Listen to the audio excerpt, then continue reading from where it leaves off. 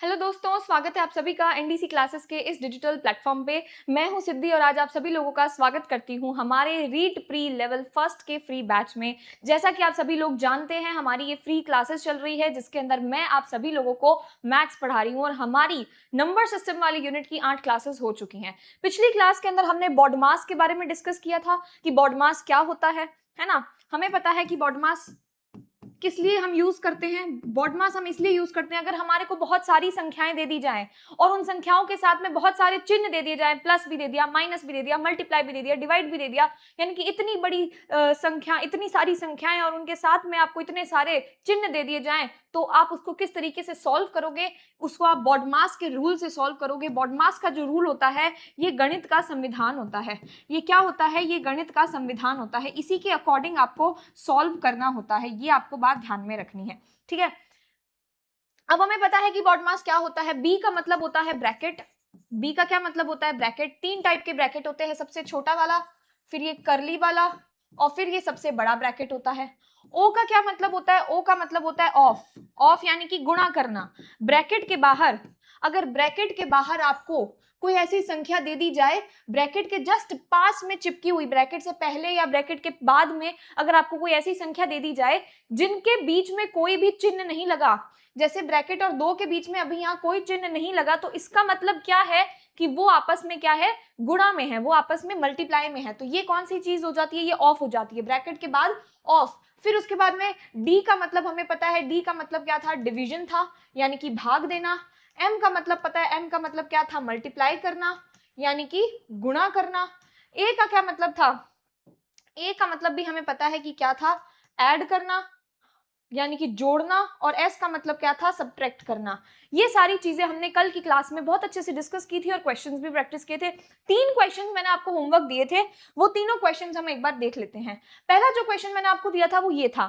तो इससे पहले वाले क्वेश्चन के अंदर मैंने आपको बताया था कि अगर आपको ऐसी संख्या दे दी जाए जो आपको एक ऊपर दे रखी है, मान लो ये एक्स दे रखी है और बटे में वाई दे रखी है, तो आप इसको किस तरीके से लिखोगे? आप इसको लिख लोगे एक्स डिवाइड वाई। इस बटे का क्या अर्थ होता है? इस बटे का अर्थ ही तो डिवाइड होता है। इस बटे से ऊपर वाली संख्या डिवाइड से आगे आ जाती है और बटे में नीचे वाली संख्या डिवाइड के बाद आ जाती है। तो आपको इसको इस तरीके से लिखना होता है। ये कल की क्लास में मैंने आपको बताई थी बात, है ना। ये बात मैंने आपको कल की क्लास में बताई थी। तो इसको भी हम उसी तरीके से लिख लेंगे। तो पहले क्या है? 7 + 7 + 7 ब्रैकेट में और डिवाइडेड बाय 7।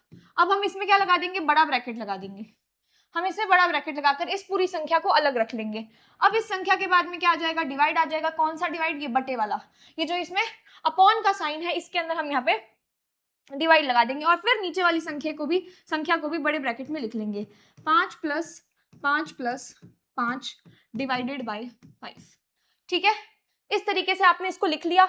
अब आपको क्या करना है? सबसे पहला काम करना है ब्रैकेट्स को सॉल्व करना। तो आपको पता है जब भी हम बॉडमास का नियम लगाते हैं तो इसमें जो बी है, ब्रैकेट है, सबसे पहले हम छोटे ब्रैकेट को सॉल्व करते हैं, फिर हम कर्ली वाले ब्रैकेट को सॉल्व करते हैं और उसके बाद में हम बड़े ब्रैकेट को सॉल्व करते हैं। ऐसा ही करते हैं। तो सबसे पहले हम छोटे ब्रैकेट को सॉल्व करेंगे। यहाँ पे हमें ये छोटा सा ब्रैकेट दे रखा है, इसको हम सॉल्व कर लेंगे। तो इसका क्या हो जाएगा? 7 + 7 + 7 कितना आ जाएगा? 21 आ जाएगा, है ना। 21 आ जाएगा। तो इसको हमने 21 को सॉल्व करके डिवाइडेड बाय 7 लिख दिया। ये हमारा क्या हो गया? ये हमारा छोटा ब्रैकेट सॉल्व हो गया।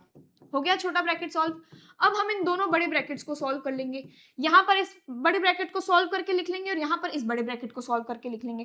तो जब हम इसको सॉल्व करेंगे तो 21 में से 7 जाएगा तो हमारे पास में क्या उत्तर आएगा? 3 आ जाएगा। 21 में से 7 जाने पर हमारे पास क्या उत्तर आ जाएगा? 3 आ जाएगा। और जब हम इसको डिवाइड करेंगे, इसको सॉल्व करेंगे, तो सबसे पहला हम इसके अंदर बॉडमास लगाएंगे। इसमें भी हम बॉडमास क्यों? क्योंकि दो अलग तरीके के आपको क्या दे रखे हैं? दो अलग तरीके के आपको चिन्ह दे रखे हैं, एक प्लस का है और एक डिवाइड का है। तो बॉडमास क्या कहता है? बॉडमास क्या कहता है? पहले कौन सा सॉल्व करोगे आप? बॉडमास क्या कहता है कि बॉडमास कहता है पहले अगर डिवाइड आ रहा है ना तो डिवाइड को प्रधानता देना है। पहले अगर भाग का चिन्ह आ रहा है तो पहले उसको प्रधानता देनी है। तो हम इसमें इसको सॉल्व करेंगे। पहले 5/5 यानी कि 1 आ जाएगा और फिर उसमें हम क्या करेंगे? अब हम इनको जोड़ने का काम करेंगे। अब हम इनको जोड़ने का काम करेंगे तो हमारा क्या आ जाएगा? 3 डिवाइडेड बाय 11। अब आपको पता है कि ये आपस में कटते नहीं है, ये आपस में डिवाइड नहीं होंगे, तो इसका उत्तर हम किस फॉर्म में लिख लेंगे? वापस से इस डिवाइड के फॉर्म को, जैसे हमने इस संख्या को बटे को p बटे q के फॉर्म को हमने किस में लिखा, p डिवाइडेड बाय q के फॉर्म में लिखा, तो वैसे p डिवाइडेड बाय q के फॉर्म को वापस हम p बटे q के फॉर्म में लिख सकते हैं। तो वैसे ही 3 बटे 11 को हम किसकी फॉर्म में लिख लें, 3 डिवाइडेड बाय 11 को हम 3 बटे 11 की फॉर्म में लिख लेंगे। तो इसका उत्तर क्या हो जाएगा, 3 बटा 11 हो जाएगा। ठीक है, अगला क्वेश्चन जो था हमारा, अगला क्वेश्चन था ये। अब इसमें भी 4 4 4 करके आपको इतनी सारी संख्याएं दे दी और उसके अलावा इतने सारे आपको क्या दे दिए, इसमें आपको चिन्ह दे दिए। तो वही आपको क्या लगाना है, बॉडमास लगाना है, बॉडमास लगाना है। सबसे पहले आप क्या किसको प्रधानता दोगे, डिवाइड को प्रधानता दोगे। तो डिवाइड यहाँ पर दे रखा है, तो 4 में से 4 चला जाएगा तो कितना बचेगा आपके पास में, 1 बचेगा। बाकी पूरी संख्या सेम टू सेम लिख लो, बाकी पूरी संख्या सेम टू सेम लिख लो। अब आप मल्टीप्लाई को प्रधानता दोगे, है ना, अब आप मल्टीप्लाई को, तो 4, अब यहाँ पर देखना ये जो 4 है ये कौन सा 4 है, माइनस का 4 है, और ये जो 4 है ये कौन सा 4 है, प्लस का 4 है। एक माइनस का 4 दे रखा है और एक प्लस का 4 दे रखा है, और बीच में मल्टीप्लाई कर रखा है, विपरीत चिन्ह है। विपरीत चिन्ह मल्टीप्लाई करने पर हमेशा कौन सा चिन्ह आता है, हमेशा माइनस का चिन्ह आता है। तो यहाँ पर चिन्ह तो हमेशा माइनस का आएगा, और 4 इंटू 4 करेंगे तो कितना आ जाएगा, 16 आ जाएगा। कितना आ जाएगा, 16 आ जाएगा। ठीक है, अब इसके बाद में 4 + 1, अब बॉडमास क्या कहता है, अब बॉडमास कहता है कि ऐड करो। जहां पे भी ऐड का चिन्ह दे रखा है ऐड कर दो। तो पहले आपको यहाँ पर ऐड का चिन्ह दे रखा है और दूसरा आपको यहाँ पे ऐड का चिन्ह दे रखा है। तो 4 में जब आप 1 जोड़ोगे, 4 में जब आप 1 जोड़ोगे तो कितना आएगा, 5 आएगा। माइनस का चिन्ह आप यहीं की यहीं छोड़ दो। अब नहीं, माइनस का चिन्ह छोड़ो मत ना, आप इसको देखो, इस संख्या को देखो, इस संख्या को देखो, ये माइनस का 16 है और प्लस का 4 है। विपरीत चिन्ह आ रहा है, तो विपरीत चिन्ह आने पे जोड़ घटाव करना होता है, तो उसमें क्या करोगे, घटा दोगे। वैल्यू हमेशा घटा दोगे तो कितना आ जाएगा, 12 आ जाएगा। अच्छा, चिन्ह कौन सा लगेगा, चिन्ह वो लगेगा जो बड़ी संख्या का है। तो बड़ी संख्या कौन सी है, 16, तो 16 का क्या चिन्ह है, माइनस। तो हमारा उत्तर क्या आ जाएगा, -12। तो 5 - 12। अब वापस से विपरीत संख्या दे रखी है, विपरीत संख्या विपरीत चिन्ह दे रखे हैं। ये 5 प्लस का है, ये 5 किसका है, ये 5 प्लस का है। अब आपको क्या करना है, इनको घटा देना है, क्योंकि विपरीत चिन्ह है। घटा दोगे तो 7 आ जाएगा, 7 आ जाएगा। और कौन सा चिन्ह लगेगा, बड़ी संख्या का चिन्ह लगेगा, यानी कि इसका उत्तर क्या हो जाएगा, -7 हो जाएगा।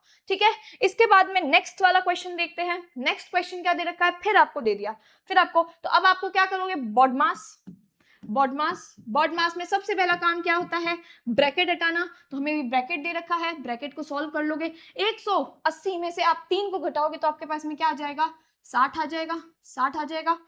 ये ब्रैकेट आपने सॉल्व कर लिया, है ना, ये ब्रैकेट आपने सॉल्व कर लिया। इसको यहाँ पे मैं छोटा लिख देती हूँ, छोटा कर देती हूँ।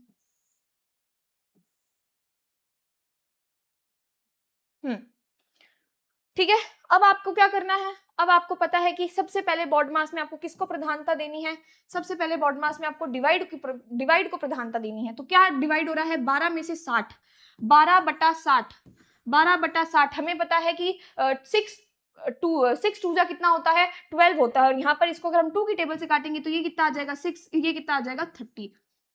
ठीक है, 30। अब इसको 6 की टेबल से आप कट कर दो, क्या आ जाएगा, 5। ठीक है, आ गई बात समझ में, आ गई बात समझ में। इसको यहाँ पे साइड में लिख दूं, इस तरीके से आप इसको सॉल्व कर सकते हो। तो हमारा उत्तर क्या आ जाएगा, 60 + 5 इंटू अपॉन में 5 आ रहा है, ये 1/5, तो ये 1/5, 5 से 5 कट जो हो जाएगा तो हमारा उत्तर क्या आ जाएगा, 60 आ जाएगा। ये हमारा क्या हो जाएगा, आंसर हो जाएगा। ये पिछले 3 क्वेश्चंस का, जो पिछली क्लास में हमने 3 क्वेश्चंस करे थे, ये हमारा क्या आ गया, उनका उत्तर आ गया। ठीक है, ये हमारा क्या आ गया, उनका उत्तर आ गया। इन सबके स्क्रीनशॉट ले लो, पहले इसका ले लो, फिर इसका ले लो,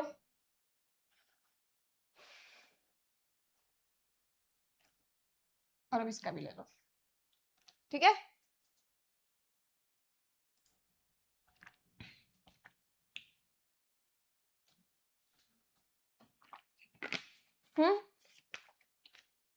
तीनों क्वेश्चंस देख लिए।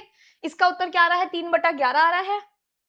इसका क्या आ रहा है, -7 आ रहा है। और इसका क्या आ रहा है, 60 नहीं, इसका 60 + 1, ये 1 भी तो जोड़ना था ना, यही थोड़ी छोटी छोटी मिस्टेक्स हो जाती हैं। ये 1 भी तो जोड़ोगे ना, 5 में से 5 गया तो हमारे पास में क्या आ गया, 1 बचा। 60 प्लस 1 कितना हो जाएगा, 61 हो जाएगा। ठीक है, हो जाता है कभी कभी। चलो, यहां तक अगर बात समझ में आ गई है तो अब हम हमारी क्लास में आगे की ओर बढ़ते हैं, यानी कि हमारी जो 9th नंबर आज की जो क्लास है वो किस विषय पे रहने वाली है उस पर बात कर लेते हैं। आज की क्लास में हम क्या पढ़ेंगे, आज की क्लास में हम पढ़ेंगे विभाजकता के नियम और भाग देना। आज की क्लास में हम विभाजकता के नियम और भाग देना यानी डिवीजन के बारे में जानकारी देंगे। ठीक है, चलिए स्टार्ट करते हैं। सबसे पहले हम ये जान लेते हैं कि हम विभाजकता के नियम जानते क्यों हैं, हम विभाजकता के नियम को पढ़ते ही क्यों हैं। तो देखिए क्या होता है ना, आपको अगर एक साथ में बहुत बड़ी संख्या दे दी जाए और आपसे पूछ लिया जाए कि क्या ये संख्या 8 से पूर्णतः विभाजक होती है, मतलब पूर्ण तरह डिवाइड होती है, पूर्ण तरह इसका भाग जाता है 8 से, अगर ये चीज पूछ ली जाए कि पूर्णतः विभाजक होती है या नहीं होती है, तो आप क्या करेंगे, आप पूरी संख्या को 8 से भाग देने बैठेंगे और वहां आपके 2 मिनट चले जाएंगे। वहां आपके वो 2 मिनट गए, जिस 2 मिनट में जिसको भाजकता के नियम आते हैं, विभाजकता के नियम आते हैं, डिविजिबिलिटी रूल्स, उसने उस क्वेश्चन को सेकंड में सॉल्व कर लिया, है ना। तो ये हम क्यों यूज करते हैं, ताकि हम किसी बड़ी संख्या को चेक कर सकें कि क्या वो 2 से विभाजक 2 से उसका भाग जा रहा है या नहीं जा रहा है, 4 से उसका भाग जा रहा है नहीं जा रहा है, 8 से जा रहा है नहीं जा रहा, ये सब हम चेक कर सके। ठीक है, तो आज हम क्या देखेंगे, विभाजकता के जितने भी नियम हम पढ़ सकते हैं सारे देख लेंगे। तो अब ये जो साथ साथ में, अब ये नहीं कि 2 3 4 सीक्वेंस में चलना कोई जरूरी नहीं है, ये तीनों के जो विभाजकता के नियम है वो सेम है, ऑलमोस्ट सेम है, इसलिए हम इनको साथ में पढ़ेंगे। क्या है, सबसे पहले आपको दे रखा है 2 से विभाजकता का नियम। 2 से विभाजकता का नियम क्या कहता है, 2 से विभाजकता का नियम ये कहता है कि अगर अंतिम अंक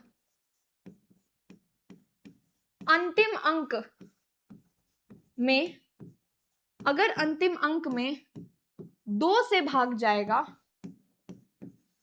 2 से भाग जाएगा, तो वो कैसा, वो क्या हो जाएगा, वो 2 से विभाजक होगी, वो संख्या 2 से डिविजिबल होगी।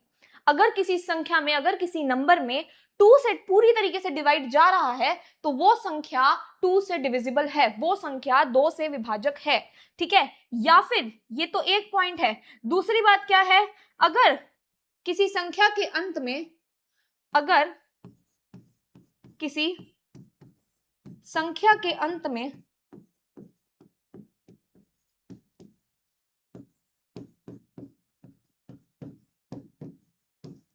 0 2 4 0 2 4 6 और 8 आता है, अगर किसी संख्या के अंत में क्या आ रहा है, 0 आ रहा है, 2 आ रहा है, 4 आ रहा है, 6 आ रहा है, 8 आ रहा है, तो वो क्या होगी, वो संख्या 2 से विभाजक होगी, वो संख्या 2 से क्या हो जाएगी, डिविजिबल हो जाएगी। तो ये तो क्या कहता है, ये तो हमारे 2 से विभाजकता का नियम ये कहता है कि अंतिम अंक में हमारे पास में 2 को 2 से भाग जाना चाहिए, या फिर अंतिम अंक 0 2 4 5 8 0 2 4 6 8 आ जाए, 0 2 4 6 8 आ जाए, तो एक ही बात है, दोनों एक ही बात है ना, दोनों क्या है, एक ही बात है। अगर हम किसी संख्या के अंत में ये नंबर आ रहे हैं तो वो संख्या अपने आप ही 2 से उसमें जाएगा, भाग जाएगा, है ना। तो ये तो हमारा क्या हो गया, 2 से विभाजकता का नियम हो गया। क्या हो गया, 2 से विभाजकता का नियम। अब हम आते हैं 4 से विभाजकता का नियम। तो ये क्या कहता है, इसके अंतिम के 2 अंकों में, अंतिम के 2 अंकों में, यानी लास्ट की 2 डिजिट्स के अंदर अंतिम के 2 अंकों में 4 का भाग जाएगा, 4 का भाग जाएगा, तो वो संख्या 4 से क्या हो जाएगी, पूर्णतः विभाजित हो जाएगी, वो संख्या 4 से पूर्णतः विभाजित हो जाएगी। ये क्या कहता है, 4 से विभाजकता का नियम क्या कहता है कि अंतिम के 2 अंक, बात को ध्यान से समझना, क्या अंतिम के 2 अंकों में क्या जाएगा, 4 का डिवाइड जाएगा, तो वो संख्या कैसी हो जाएगी, 4 से विभाजित हो जाएगी। इसके अलावा एक पॉइंट कि अगर अंतिम के दोनों अंक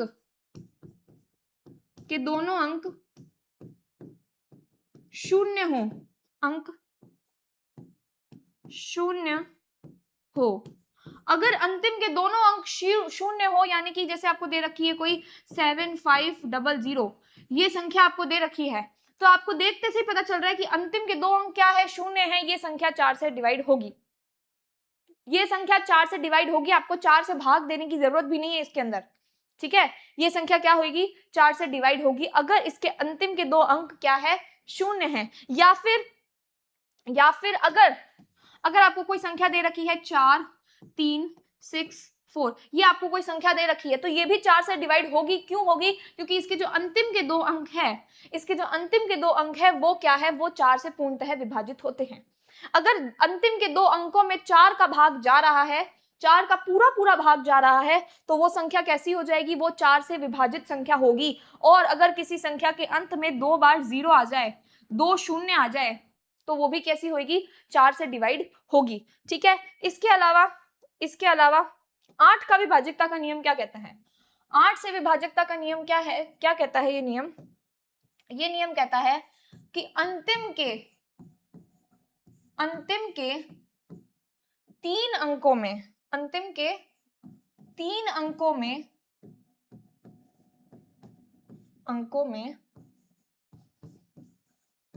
8 का भाग जाएगा। क्या होगा, अंतिम के 3 अंकों में 8 का अगर भाग जा रहा है तो वो संख्या क्या हो जाएगी, 8 से विभाजित हो जाएगी। जैसे आपको कोई संख्या दे रखी है, ये आपको कोई संख्या दे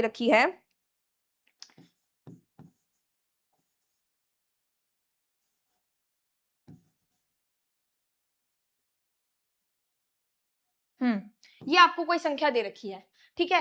इस संख्या को अगर आप 8 से डिवाइड करने लगोगे तो ये बड़ी संख्या है, 8 से डिवाइड करोगे आपको टाइम लगेगा। आप इस पूरी संख्या को डिवाइड ना करके सिर्फ क्या करो, सिर्फ पीछे की 3 संख्या को उठा लो, 364 को आपने उठा लिया, ठीक है। अब आप क्या करोगे, इसमें 8 का भाग दो। अगर इसमें 8 का भाग पूरी तरीके से जा रहा है तो ये संख्या क्या होगी, 8 से विभाजित होगी। अगर इसमें 8 का पूरा भाग नहीं जा रहा है तो ये संख्या क्या होगी, 8 से विभाजित नहीं होगी। तो इसमें भाग देके देख लो, है ना।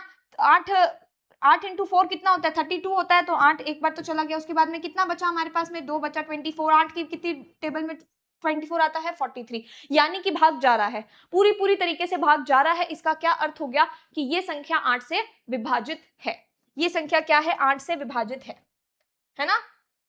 तो ये आपके क्या हो गए, 2 से विभाजकता का नियम, 4 से विभाजकता का नियम, 8 से विभाजकता का नियम। सिंपल सी बात याद रखो कि 2 से अगर विभाजित करना है तो अंतिम के अंक, अरे शिट सॉरी, अगर 2 से विभाजित तो अंतिम के अंक में क्या होना चाहिए, 2 से भाग जाना चाहिए। 4 से विभाजक तो अंतिम के 2 अंकों में 4 से भाग जाना चाहिए। और 8 है तो अंतिम के 3 अंकों में क्या करना चाहिए, 8 से भाग जाना चाहिए। फटाफट से इसका क्या ले लो, स्क्रीनशॉट ले लो। हाँ जी, ठीक है, यहां तक की बात समझ में आ गई। तो एक चीज इससे क्या निकल कर आई कि जितनी बार आप 2 से गुणा करते जाओगे उतनी आपको, जैसे आपने इधर 2 से देखा तो लास्ट के अंक में तो क्या 2 से भाग जाना चाहिए। अब 2 दूनी कितना होता है, यानी कि 2 का कितनी बार मल्टीप्लाई करा रहे हो, 2 बार मल्टीप्लाई करा रहे हो तो आपके पास में 4 आता है। यानी 4 में क्या देखनी है आपको, 2 अंकों को देखना है, आखिरी के 2 अंकों को देखना है। वैसे ही 2 को आप कितनी बार मल्टीप्लाई कराओगे कि 8 आएगा, कि 2 को आपने 3 बार मल्टीप्लाई कराया, 2 इंटू 2 इंटू 2 यानी कि 8। तो 8 में आप क्या देख रहे हो, 3 अंकों को देख रहे हो। वैसे अगर आप 2 को 4 बार मल्टीप्लाई कराओगे तो आपके पास में क्या आ जाएगा, 16 आ जाएगा। 16 आ जाएगा। तो 16 का विभाजकता नियम क्या होगा कि आखिर के 4 अंकों में क्या होना चाहिए, 16 का डिवाइड जाना चाहिए। उसी तरीके से अगर आपको 32 का निकालने को कह दे, इतनी लंबी कोई पूछता नहीं है, बट मैं बता रही हूं कि अगर जैसे 2 से 4 से 8 से आपको समझ में आ गया, तो अगर आपको 16 से पूछ ले तो आखिरी के 4 अंकों में क्या करना है, 16 का डिवाइड देना है। अगर आपको 32 से पूछ ले तो आखिरी के 5 अंकों में आपको क्या करना है, 32 का डिवाइड दे देना है, ठीक है। ये आपका क्या हो जाएगा, ये हमारे 2, 4 और 8 के विभाजकता के नियम हो गए। अब अपन बढ़ते हैं आगे देखते हैं आगे। आगे हम देखते हैं 5 से विभाजकता और 10 से विभाजकता। बहुत ही आसान, सबसे आसान ही यही है, सबसे आसान ही दोनों का है। क्या है, 5 से विभाजकता का नियम क्या कहता है कि इकाई अंक क्या होना चाहिए, यानी आखिरी का जो अंक है, अंतिम अंक जो है, इकाई अंक या तो माइनस नहीं है, डैश है ये, वैसे कंफ्यूजन क्यों रखे अपन। इकाई अंक या तो 0 हो या फिर इकाई अंक या तो क्या होगा, 0 होगा या फिर 5 हो, तो संख्या में 5 का भाग जाएगा।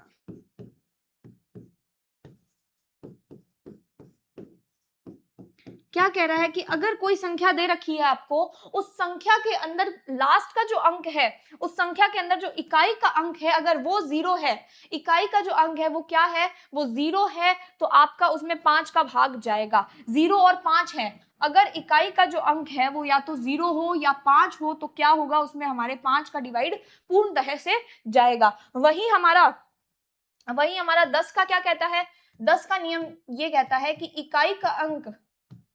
इकाई का अंक अगर 0 है, 0 है, तो उसमें क्या होगा, तो उसमें 10 का भाग जाएगा। क्या होगा, उसमें 10 का भाग जाएगा। बहुत ही सिंपल से है, दोनों ही नियम बहुत सिंपल से हैं। क्या है कि अगर 5 से विभाजकता है, 5 का डिविजिबिलिटी रूल क्या कहता है कि अगर आपकी यूनिट डिजिट जो है वो 0 है या 5 है, अगर आपकी यूनिट डिजिट 0 है या 5 है, तो आपका 5 का डिवाइड उसके अंदर पूरी तरीके से जाएगा। वो संख्या, वो नंबर क्या होगा, 5 से डिविजिबल होगा। और वहीं 10 का डिविजिबिलिटी रूल क्या कहता है, 10 का विभाजकता नियम क्या कहता है कि अगर इकाई अंक 0 है, अगर यूनिट डिजिट 0 है, तो वो पूरी तरीके से 10 से क्या हो जाएगी, डिविजिबल हो जाएगी। बहुत ही आसान था। जैसे कोई संख्या मान लो 2115, तो आखिर में क्या आ रहा है, 5 आ रहा है। कोई आ गई 37250, तो आखिर में क्या आ रहा है, 0 आ रहा है। तो ये संख्या तो किससे डिवाइड हो रही है, 5 से डिवाइड हो रही है। ये संख्या किससे डिवाइड हो रही है, ये 5 से भी हो रही है, 10 से भी हो रही है। क्यों, क्योंकि आखिर में 0 आ रहा है। आखिर में अगर 0 आता है तो वो संख्या 5 से भी डिवाइड हो जाएगी, और अगर आखिर में 0 आता है तो वो संख्या 10 से भी डिवाइड होती है। ये क्या है, हमारे 5 और 10 का डिविजिबिलिटी रूल है। फटाफट से इसका क्या लोगे आप, स्क्रीनशॉट ले लोगे। अब इसके बाद में हमारे आता है 11 से विभाजकता का नियम। क्या आता है इसके बाद, 3 और 9 से विभाजकता का नियम। सबसे पहले हम 3 और 9 से विभाजकता का नियम देख लेते हैं। 3 से विभाजकता का नियम क्या कहता है कि यदि संख्या नहीं, यदि अंकों के योग में 3 से भाग जाएगा, तो वह संख्या 3 से विभाज्य होगी या विभाजित होगी। क्या बोल रहा है ये नियम ये कह रहा है कि अगर किसी संख्या में दिए गए अंकों के जो योग है ना, उस योग में क्या हो रहा है, योग में हमारे 3 से भाग जा रहा है। योग में क्या हो रहा है, योग में हमारे 3 से भाग जा रहा है, तो वो संख्या पूर्णतः 3 से डिवाइड होगी। किस तरीके से आपको पता चलेगा, जैसे आपको एक संख्या दे दी 7 2 3 3 6, ये आपको क्या दे दी, संख्या दे दी। अब आपको क्या करना है, इसको जोड़ना है। सबसे पहला आपसे पूछ क्या लिया कि ये क्या, ये 3 से डिवाइड होती है, तो आपको क्या करना है, इसको जोड़ना है। तो जब आप इसको जोड़ोगे, 7 और 2 9, 9 और 3 12, 12 और 3 15, 15 में आप 6 जोड़ दोगे तो क्या आ रहा है, 21 आ रहा है। अब आपको देखना है 21 क्या 3 से जाता है, हाँ जाता है, 7 बार जाता है। तो ये संख्या क्या हो जाएगी, ये संख्या 3 से डिवाइड हो जाएगी। कितनी भी बड़ी आपको संख्या दे दे और आपसे पूछ ले कि 3 से डिवाइड हो रही है क्या, तो आप क्या पूरी संख्या का 3 में भाग देने बैठोगे, नहीं, इतना समय नहीं होता। इसीलिए क्या करते हैं, हम विभाजकता के नियम अपना कर देखते हैं और उस संख्या में दिए गए अंकों को आपस में जोड़ देते हैं। जब हम उनको आपस में जोड़ते हैं और जो हमारा उत्तर आता है, अगर वो योग, वो उत्तर अगर 3 से डिवाइड हो रहा है, तो वो संख्या क्या हो जाएगी, वो संख्या 3 से विभाजित हो जाएगी। उसी तरीके से 9 का विभाजकता नियम भी सेम है, सेम टू सेम है। क्या है कि यदि अंकों का योग अंकों के योग में यदि अंकों के योग में 9 से भाग जाएगा, क्या हो रहा है, अंकों के योग में 9 से भाग जाएगा, 9 से भाग जाएगा, तो वह संख्या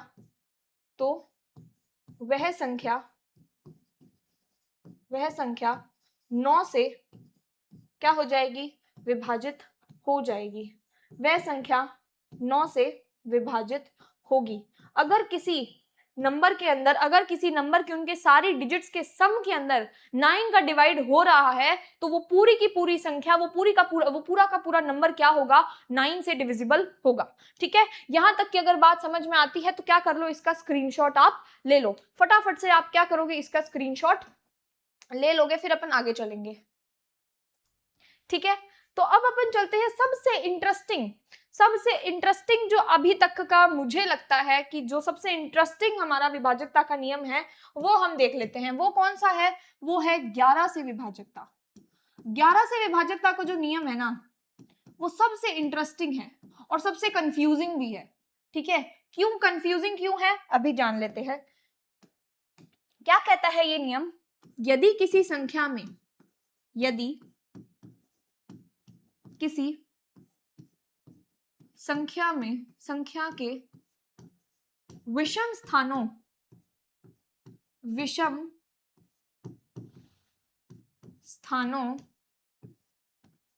के अंकों का योग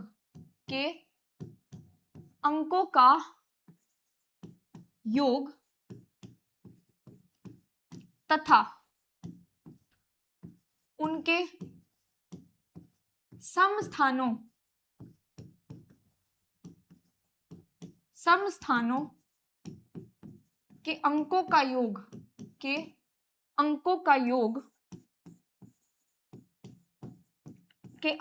योग का अंतर अगर 0 हुआ या 11 का गुणज हुआ, 11 का गुणज यानी कि मल्टीपल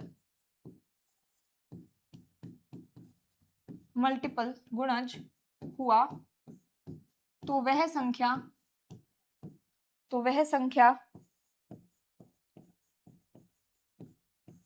11 से विभाजित होगी।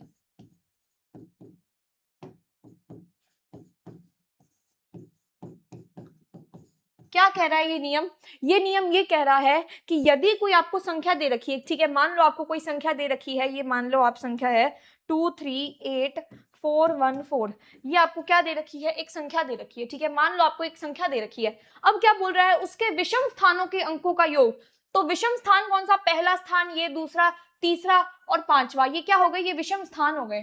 क्या हो गए, ये विषम स्थान हो गए। ठीक है, तो क्या बोल रहे हैं, यदि किसी संख्या के विषम स्थानों के अंकों का योग, विषम स्थान कौन सा हो गया, पहला स्थान, तीसरा स्थान और पांचवा स्थान, इनके क्या कर लो, इनके अंकों का योग कर लो। तो 2 + 8 + 1 कितना आ गया, 11 आ गया।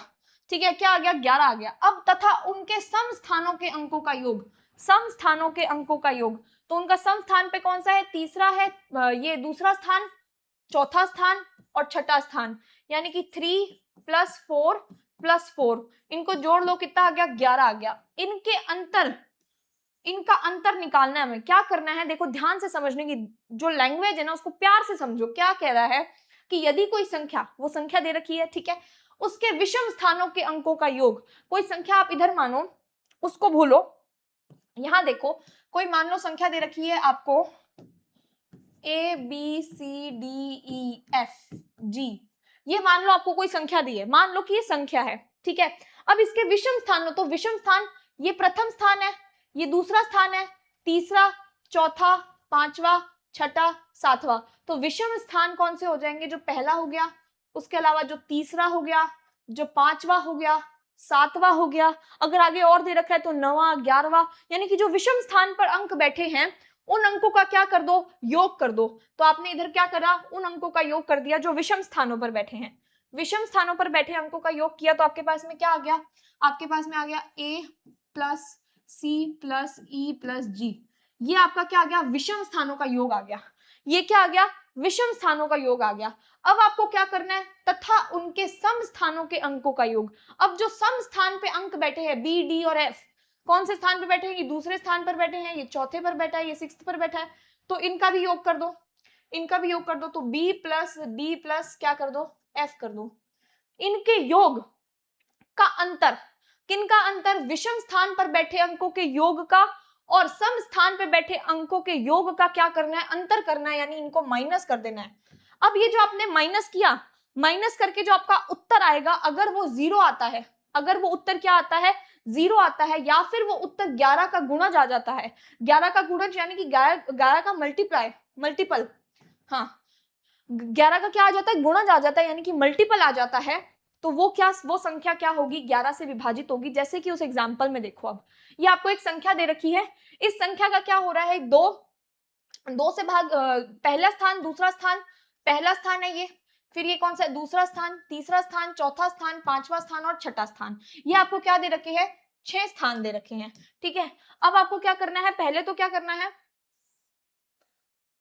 करना है, विषम स्थानों पे, तो विषम स्थान कौन सा है, एक पहला, तीसरा और पांचवा, विषम स्थानों के अंकों का योग कर दो, विषम स्थानों के अंकों का क्या कर दो, योग कर दो, तो उत्तर क्या आ रहा है आपके पास में, 11 आ रहा है। अब आप क्या करो, सम स्थानों पे यानी कि दूसरा, चौथा और छठा, सम स्थानों पर बैठे अंकों का क्या कर दो, योग कर दो, सम स्थानों पर बैठे अंकों का भी क्या कर दो, योग कर दो। अब आपको क्या करना है, इन दोनों योग का, विषम स्थानों पे बैठे अंकों के योग का और सम स्थानों पे बैठे योग का क्या करना है, अंतर निकालना है।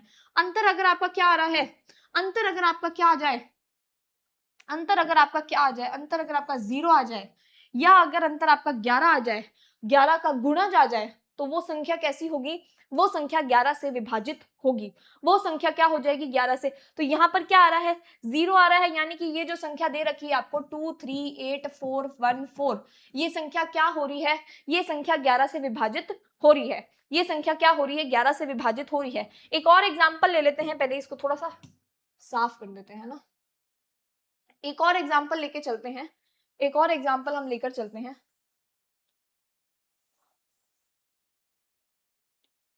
क्या हो रहा है ये, हाँ एक और एग्जाम्पल अपन लेकर चलते हैं, जैसे 9 4 5 1 2 1, ये हमने एक एग्जाम्पल लिया। ठीक है, ये क्या किया हमने, एक एग्जाम्पल लिया। अब हमको सबसे पहला काम क्या करना है, विषम स्थानों पर बैठे अंकों का योग निकालना है। तो पहला स्थान, तीसरा स्थान, पांचवा स्थान, इनका योग करोगे, 9 + 5 + 2 कितना आ गया, 16 आ गया, कितना आ गया हमारे पास, 16 आ गया। अब आपको दूसरे, चौथे और छठे स्थान यानी सम स्थानों पर बैठे संख्याओं का क्या करना है, योग करना है। तो 4 + 1 + 1 कितना आ गया हमारे पास में, 6 आ गया, है ना। 4 + 1 + 1 कितना आ गया, 6 आ गया। और अब आप इसको माइनस करो तो क्या आ रहा है उत्तर, उत्तर हमारा 10 आ रहा है, उत्तर क्या आ रहा है हमारा, 10 आ रहा है। तो क्या 10 11 का गुणज है, नहीं है। क्या 10 जीरो है, 10 एक तो पहली बात तो 10 0 के बराबर नहीं है, और दूसरा वो 11 का गुणज नहीं है, यानी कि ये जो संख्या है, ये जो संख्या है ये क्या है, 11 से भाग इसका नहीं जाएगा, इस संख्या का भाग 11 से नहीं जाएगा। इसके अलावा कोई दूसरी संख्या इसी के अंदर से, अगर हम ये पीछे वाला 1 हटा दें, अगर हम इसी संख्या में से क्या करें, इसी संख्या में से कि पीछे वाला 1 हटा दें, पीछे वाला 1 हटा दें, तो ये विषम संख्याओं का योग करो, 9 + 5 + 2 कितना आ गया, 16 आ गया। अब इसको योग करो, इसका योग करो, 4 + 1 कितना आ गया, 5 आ गया, माइनस कर दो कितना आ गया, 11 आ गया। तो क्या ये संख्या 11 का गुणज है, क्या ये संख्या 11 से विभाजित है, हाँ जी, ये संख्या हमारी क्या हो जाएगी, 11 से विभाजित हो जाएगी। आ गई बात यहां तक समझ में, आ गई, मेरे ख्याल से आ गई होगी। तो अब अपन आगे चलते हैं, पहले इस चीज का स्क्रीनशॉट ले लो, मैं थोड़ा सा इसको साफ कर देती हूँ ताकि आप इजीली इसका स्क्रीनशॉट ले सको।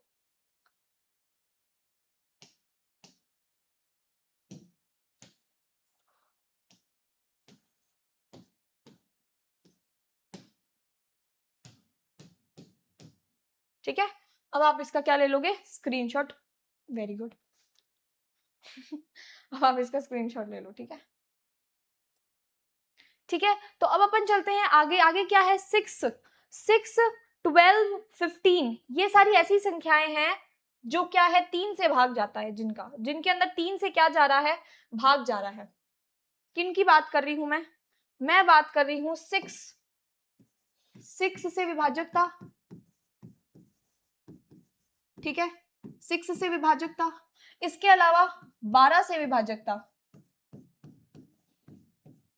इसके अलावा क्या, 12 से विभाजकता, और उसके अलावा 15 से विभाजकता, 15 से विभाजकता, और ऐसे चलते जाओ, ऐसे चलते जाओ, कहां तक चलते जाओ, उन संख्याओं तक चलते जाओ जो संख्याएं 3 से जाती है। आपको पता है 6 में 3 का भाग जाता है, 12 में 3 का भाग जाता है 15 में जाता है, 18 में जाता है ना, 21 में जाता है, 24 में जाता है। तो ऐसे ही वो सारी संख्याओं की विभाजकता के नियम हमको पढ़ने की जरूरत नहीं है।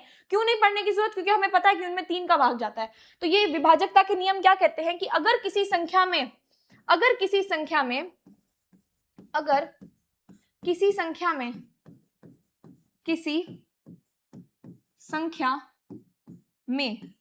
क्या हो रहा है, अगर किसी संख्या में 3 का और 2 का, 3 का तो भाग जा ही रहा है, साथ में 2 का भाग जा रहा है, तो वो संख्या 6 से क्या हो जाएगी, विभाजित हो जाएगी। अगर किसी संख्या में 3 का भाग जा रहा है और साथ साथ 2 का भी जा रहा है, तो वो संख्या किससे विभाजित हो जाएगी, वो संख्या हमारे 6 से विभाजित हो जाएगी। उसी तरीके से 12 का क्या हो जाएगा, हमें पता है 12 के गुणनखंड क्या होते हैं। 12 के गुणनखंड हमें पता है कि 3 इंटू 4 होते हैं, 3 इंटू 4 होते हैं। तो अगर किसी संख्या में 3 का भाग जा रहा है और साथ में 4 का भी भाग जा रहा है, तो उस संख्या के अंदर क्या हो जाएगा, 12 का भाग भी चला जाएगा, उस संख्या में 12 का भाग भी चला जाएगा। वैसे ही अगर किसी संख्या में 15 किसी संख्या में 15 का पूछ लिया जाए, तो क्या करोगे, अगर किसी संख्या में 3 का भाग जा रहा है और साथ में 5 का भाग जा रहा है, तो वो संख्या में क्या हो जाएगी, वो संख्या हमारी 15 से विभाजित हो जाएगी। उसी तरीके से अगर 18 की बात करो, तो 18 क्या हो जाएगा, 3 इंटू 6, है ना। तो उसी तरीके से ऐसी संख्या है जिनमें 3 का भाग जा रहा हो, 2 का भाग जा रहा हो,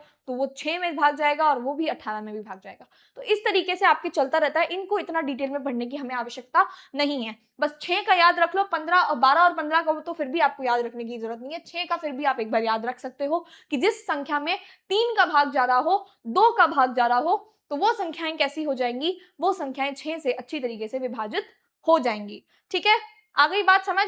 चले अगले।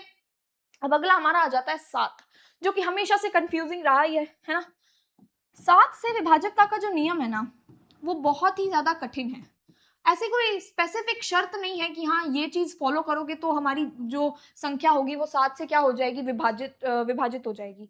ऐसी कोई स्पेसिफिक शर्त नहीं बनी हुई। और जो नियम है, जो कुछ नियम बने हुए हैं, वो नियम कैसे हैं, वो नियम बहुत ही ज्यादा कठिन है। वो नियम काफी ज्यादा कैसे हैं, कठिन नियम बने हुए हैं। इसलिए उन नियमों का क्या करना है, उन नियमों का पालन करने की बजाय हम क्या करेंगे, डायरेक्ट 7 का डिवाइड दे देंगे। हाँ जी, तो 7 के विभाजकता के नियम कुछ ज्यादा आपको पढ़ने की जरूरत नहीं है। क्यों? क्योंकि उस नियमों को फॉलो करने से बेटर तो क्या है, आप उससे डिवाइड दे दो, वो ज्यादा आपके लिए क्या हो जाएगा, आसान हो जाएगा। तो आज की क्लास में हमने विभाजकता के नियमों को बहुत अच्छी तरीके से देख लिया। ठीक है, क्या देख लिया हमने, सबसे पहले हमने ये क्वेश्चन सॉल्व करे थे, उसके बाद में हमने क्या देखा, 2 से विभाजकता के नियम देखा। 4 से 8 से क्या होता है, अगर अंतिम की 2 संख्याओं में, अगर अंतिम के 2 अंक में भाग जा रहा है, किसका भाग जा रहा है, हमारे 2 का भाग जा रहा है, तो वो क्या नियम हो जाएगा, वो संख्या क्या हो जाएगी, 2 से विभाजित हो जाएगी। उसी तरीके से अगर 4 से विभाजकता का नियम है, तो अंतिम के 2 अंकों में अगर 4 का डिवाइड जा रहा है, तो वो क्या हो जाएगी, 4 से विभाजक हो जाएगी। अगर वैसे ही अंतिम के 3 अंकों में 8 से डिवाइड जा रहा है, तो वो संख्या कैसी हो जाएगी, 8 से विभाजित हो जाएगी। फिर अगर हम आगे बढ़े तो हमने 5 से विभाजकता और 10 से विभाजकता देखी। यानी कि अगर इकाई के अंक में 0 है या 5 है, तो वो संख्या 5 से विभाजित हो जाएगी। अगर इकाई के अंक में 0 है, सिर्फ 0 है, तो वो संख्या 10 से विभाजित हो जाएगी। फिर हमने 3 और 9 का देखा कि यदि अंकों का योग करने पर हमारे 3 से भाग जा रहा है, अंकों का क्या करने पर, योग करने पर हमारे 3 से भाग जा रहा है, तो वो संख्या क्या हो जाएगी, 3 से विभाजित हो जाएगी। और वैसे ही अगर अंकों का योग करने पर 9 से डिवाइड जा रहा है, तो वो संख्या 9 से विभाजित हो जाएगी। वैसे ही अगर हम आगे चले, 11 से विभाजकता का नियम देखें, तो 11 से विभाजकता के नियम में क्या, यदि किसी संख्या के अंदर विषम स्थानों के अंकों का योग तथा उनके सम स्थानों के अंकों का योग का अंतर 0 हुआ, अंतर क्या हो गया, 0 हुआ, या 11 का गुणज हुआ, तो वह संख्या क्या हो जाएगी, हमारी 11 से विभाजित हो जाएगी। क्या करना है, विषम स्थानों के अंकों का योग करना है और सम स्थानों के अंकों का योग करना है। ठीक है, यहाँ पे लिख लेती हूँ, 11 से विभाजकता के नियम के अंदर आपको क्या करना है, विषम स्थानों के अंकों का योग, विषम स्थानों के अंकों का योग, अंकों का क्या कर दो, अंकों का योग कर दो और उसको माइनस कर दो किससे, सम स्थानों से। सम स्थानों के अंकों के योग से उसको माइनस कर दो, सम स्थानों के अंकों के योग से उसे क्या कर दो, माइनस कर दो, तो वो क्या हो जाएगी, वो अगर आपका वो माइनस करने पर जो उत्तर अगर 0 आ रहा है या 11 का गुणज आ रहा है तो वो संख्या क्या हो जाएगी, 11 से आपके विभाजित हो जाएगी। क्या हो जाएगी, वो 11 से विभाजित हो जाएगी। तो आज की क्लास में हम इतना ही देख पाएंगे, ठीक है, आज की क्लास में हम इतना ही देख पाएंगे। अगली क्लास के अंदर हम भाग के बारे में डिस्कस कर लेंगे, अगली क्लास में हम भाग के बारे में डिस्कस कर लेंगे और साथ में इनसे रिलेटेड बॉडमास से रिलेटेड, विभाजकता के नियम से रिलेटेड, डिवीजन से रिलेटेड, यानी कि जोड़ बाकी गुणा भाग वाले टॉपिक से रिलेटेड कल की क्लास में सारे एमसीक्यूज प्रैक्टिस कर लेंगे और वहां पे हमारा ये टॉपिक भी खत्म हो जाएगा। और फिर हमारे 2 चीजें बचेंगी, वो क्या है, इंडियन करेंसी यानी भारतीय मुद्रा और उसके अलावा वैदिक मैथ्स हमारे बचेगी। ठीक है, चलिए आज की क्लास को हम यहीं समाप्त करते हैं, मिलते हैं नेक्स्ट क्लास के अंदर। विभाजकता के नियम अच्छे से पढ़ के आना, बॉडमास अच्छे से पढ़ के आना, अगली क्लास के अंदर हम एमसीक्यू प्रैक्टिस करेंगे। ठीक है, ओके, जय हिंद, मिलते हैं नेक्स्ट क्लास में।